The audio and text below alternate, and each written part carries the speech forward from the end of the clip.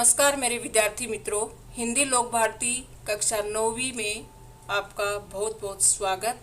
आज हम निर्माणों के पावन युग में ये एक पवित्र कविता पढ़ने जा रहे हैं जिसके कवि हैं अटल बिहारी वाजपेयी जी।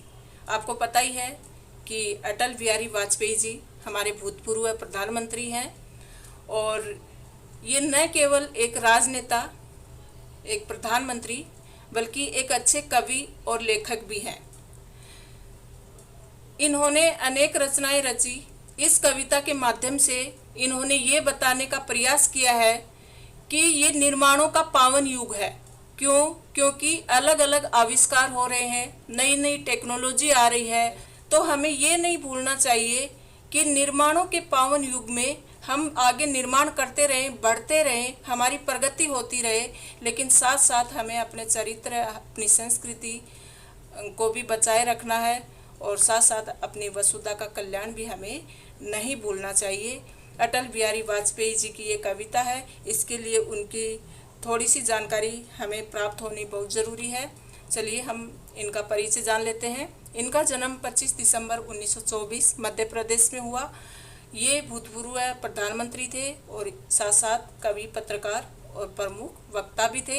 इनकी रचनाओं में राष्ट्र प्रेम और ओज की भावना दिखाई पड़ती है। इनकी प्रमुख रचनाएं हैं मेरी 51 कविताएं, जो कि कविता का संग्रह है, उसमें इनकी 51 कविताएं आपको देखने को मिलेंगी। साथ साथ कुछ लेख, कुछ भाषण, बिंदु बिंदु विचार, अमर बलिदान, ये गद्य रचनाएं हैं, मतलब कहानियाँ, पत्र, निबंध, इस तरह की रचनाएं हैं। चलिए अब कविता की तरफ बढ़ते हैं। कविता का नाम है निर्माणों के पावन युग में। कभी ये कविता आपको गानी पड़े तो इस लय में गाना, बहुत मज़ा आएगा आपको। निर्माणों के पावन युग में हम चरित्र निर्माण न भूलें, स्वार्थ साधना की आंधी में वसुधा का कल्याण न भूलें। प्यारे विद्यार्थियों, ये बहुत ही अच्छी कविता है। इसका हम एक एक लाइन का, एक एक पंक्ति का विस्तार से भावार्थ अभी समझेंगे। कवि इन पंक्तियों के माध्यम से ये कहते हैं कि ये युग है, ये निर्माणों का अर्थात विकास का युग है। इसमें तरह तरह के विकास होते रहते हैं तकनीकी के माध्यम से। ये युग बहुत पवित्र है। ये निर्माणों के साथ साथ चरित्र का भी निर्माण बहुत ज़रूरी है। तो चरित्र का निर्माण करना भी इसके साथ साथ हमें भूलना नहीं चाहिए। लेकिन इस बात को ध्यान में रखना चाहिए कि निर्माणों के सामने हमें अपने चरित्र को नहीं भुलाना चाहिए। और दूसरी बात, हर और लोग अपना स्वार्थ सिद्ध करने में लगे हैं, तो अपने हित साधना की आंधी में हमें संसार के कल्याण की बात कभी भी नहीं भूलना चाहिए। ये इन पंक्तियों के माध्यम से, और यही इस कविता का उद्देश्य है कि अलग अलग निर्माण तो हो रहे हैं और अपना विकास हो रहा है, ये पावन युग है, लेकिन इसके चलते हम अपने स्वार्थ में आकर अपने हित के लिए अपनी वसुधा, अपनी धरती माता का कल्याण करना ना भूलें। आगे बढ़ते हैं। माना अगम अगाध सिंधु है, संघर्षों का पार नहीं है, किंतु डूबना मझधारों में साहस को स्वीकार नहीं है। कवि यहाँ क्या कहते हैं कि ये सच है कि ये समुद्र अपार और अथाह है। अगम मतलब अपार है, इसका कोई पार नहीं है, कोई अंत नहीं है।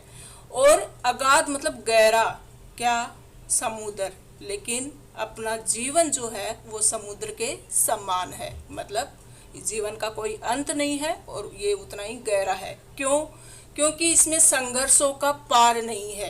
तो ये समुद्र रूपी जीवन है, इसमें बहुत संघर्ष है, इसमें संघर्षों की कमी नहीं है, कठिनाइयों की कमी नहीं है, किंतु डूबना मझधारों में साहस को स्वीकार नहीं है। किंतु हम मनुष्य, हम युवा लोग साहसी हैं और हमें ये कतई स्वीकार नहीं है कि हम मतलब इन समुद्र की मझधारों में डूब जाए, मतलब इन संघर्षों से हमारे अंदर लड़ाई करने की क्षमता ना हो जाए। हम केवल अपने दुखों और समस्याओं के निराकरण में न उलझे रहें, मतलब जटिल समस्या सुलझाने को नूतन अनुसंधान न भूलें। तो हम केवल अपने दुख और समस्याओं के निराकरण में ही नहीं उलझे रहें, बल्कि नई खोज को भी जारी रखें। हम नए नए निर्माण भी करें। हम क्योंकि ये जो जीवन है ये संघर्षों से भरा पड़ा है, और कहीं हम इन संघर्षों को सुलझाने में ही ना लगे रहें। इनका तो साहस के साथ मुकाबला करेंगे, हम सामना करेंगे, लेकिन हम इनमें ही नहीं उलझे रहकर नए नए निर्माणों की तरफ भी बढ़ेंगे। नए नए अनुसंधान भी हम करेंगे। अनुसंधान मतलब खोज करेंगे, नई नई चीज़ों की खोज करेंगे और आगे बढ़ेंगे। शील विनय आदर्श श्रेष्ठता, तार बिना झंकार नहीं है। शिक्षा क्या स्वर साध सकेगी, यदि नैतिक आधार नहीं है। बच्चों, आप शिक्षा प्राप्त करते हो, लेकिन अगर आपके अंदर शील, विनय, आदर्श और श्रेष्ठता, ये 4 गुण अगर आपके अंदर नहीं है, तो फिर आपकी शिक्षा का कोई आधार नहीं है। शील का अर्थ होता है अच्छा आचरण करने वाला इंसान, विनय मतलब विनम्र पूर्वक व्यवहार करने वाला, और आदर्श मतलब अच्छा संस्कारी, और श्रेष्ठता अपने आप को श्रेष्ठ समझने वाला। ये सब एक झंकार के समान है, अपने जीवन की झंकार के समान है। अगर यह आपके जीवन की धुन नहीं है, तान नहीं है, तो फिर आपकी शिक्षा व्यर्थ है। उस शिक्षा का कोई नैतिक आधार नहीं है। फिर कीर्ति कौमुदी की गरिमा में संस्कृति का सम्मान न भूलें।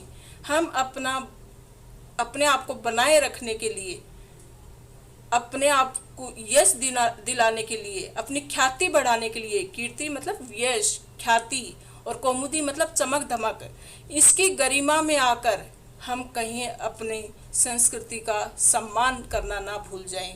वो हमें अपने मतलब चरित्र को बनाए रखना है, उसके चरित्र के साथ साथ यश प्राप्त करें तो वो ज़्यादा अच्छा रहेगा। निर्माणों के पावन युग में हम चरित्र निर्माण न भूलें। बहुत ही ओज वाली कविता है, उत्साह वाली कविता है। मैं चाहती हूँ कि इसकी आप प्रैक्टिस करें और ये कविता गुनगुनाएं। आविष्कारों की कृतियों में यदि मानव का प्यार नहीं है, नए नए आविष्कार होते रहते हैं, नई नई वस्तुओं का निर्माण होता रहता है, लेकिन यदि उसमें मानव का प्यार नहीं है, वो मानव मात्र के लिए कुछ काम की नहीं है, तो सर्जनहीन विज्ञान व्यर्थ है, प्राणी का उपकार नहीं है। तो ऐसी विज्ञान किसी काम की नहीं, ऐसी टेक्नोलॉजी, ऐसी तकनीक कोई काम की नहीं, वह व्यर्थ है, वह बेकार है, जिसमें प्राणी का उपकार नहीं हो सकता। भौतिकता के उत्थानों में जीवन का उत्थान न भूलें। भौतिकता मतलब सांसारिकता। हमें हमेशा ये लालसा रहती है कि मेरे घर में ये भी होना चाहिए, ये भी होना चाहिए। ये सब चीज़ें दिखावा करने के चक्कर में हम अपने जीवन का उत्थान करना, अपने जीवन को विकसित करना नहीं भूलना चाहिए हमें। हम भौतिकतावादी बनकर नहीं रह जाना है, बल्कि अपने आंतरिक गुणों को भी विकसित करना है। हमें सामाजिक मूल्यों और जीवन के मूल्यों को भी समझना है। ये बच्चों, ये शब्दार्थ हैं और कठिन, इनको आप अपने नोटबुक में लिखना। और कविता बहुत ही अच्छी है, आशा आपको समझ में आई होगी। फिर भी किसी प्रकार का डाउट है तो आप कमेंट बॉक्स में लिखें। और चैनल अगर पसंद आता है तो इसको अधिक से अधिक शेयर करें, सब बच्चों को इसका फ़ायदा होना चाहिए।